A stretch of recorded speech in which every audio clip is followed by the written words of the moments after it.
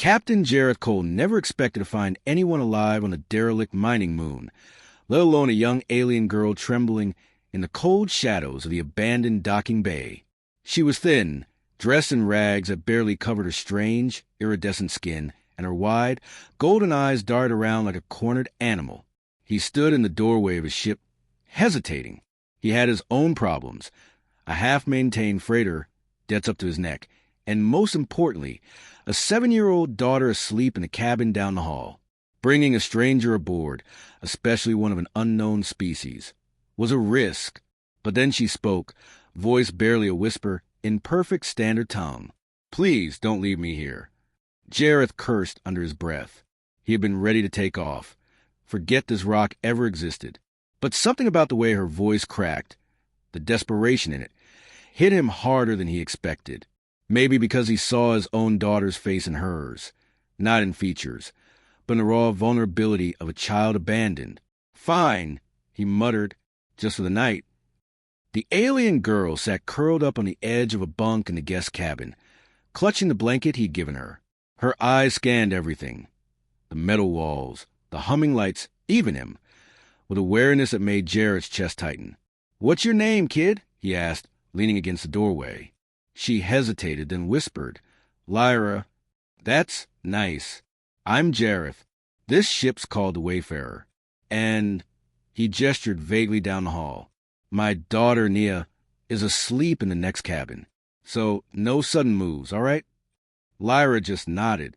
She didn't touch the food packet he'd left on the table. Jareth sighed. "You're safe here. One night. Then I'll drop you at the nearest station." "Deal." Her golden eyes finally met his. "I can't go to the station. They'll find me." "Who's they?" She lowered her gaze. "The ones who kill my guards." Jareth blinked. "Guards?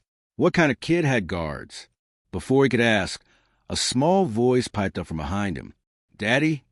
Nia stood there in her pajamas, rubbing her eyes.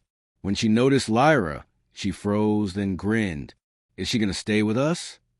Jareth opened his mouth to explain, but Lyra beat him to it. "Just for tonight," she said softly. Something softened in Nia's face. She walked over, sat beside Lyra on the bunk, and offered her favorite stuffed toy, a faded star whale plushie. "You can borrow it," Nia said, "if you want."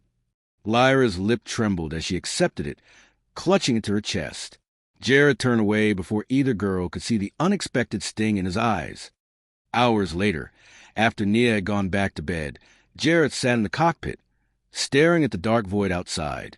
He should have been planning their route to the next trade hub, but his mind kept returning to Lyra's words. "The ones who kill my guards." He nearly jumped when the cockpit door slid open. Lyra stood there, still hugging the star whale. "You should be sleeping," he said. "I can't." She hesitated, then climbed into the co-pilot seat. For a moment, she just stared at the stars.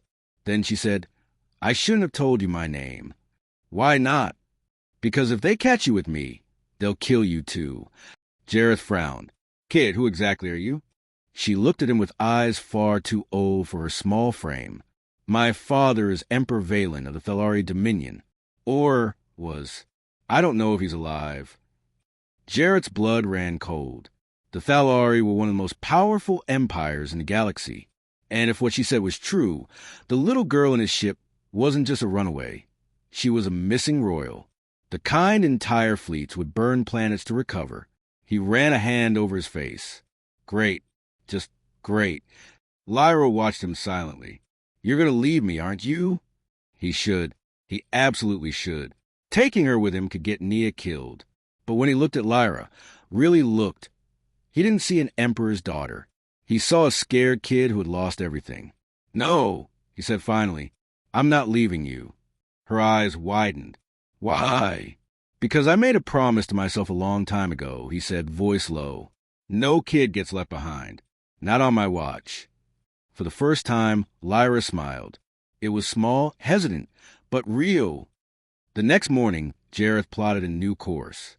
Not to the nearest station, but to a remote world he knew, far off any major trade routes, a place where they could lay low.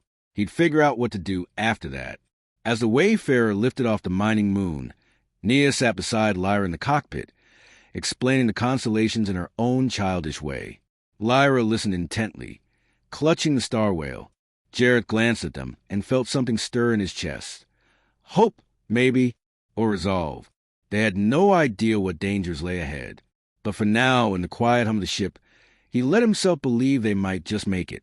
And somewhere, far across the stars, the Thalari Dominion would soon learn that their lost princess was not as alone as they thought.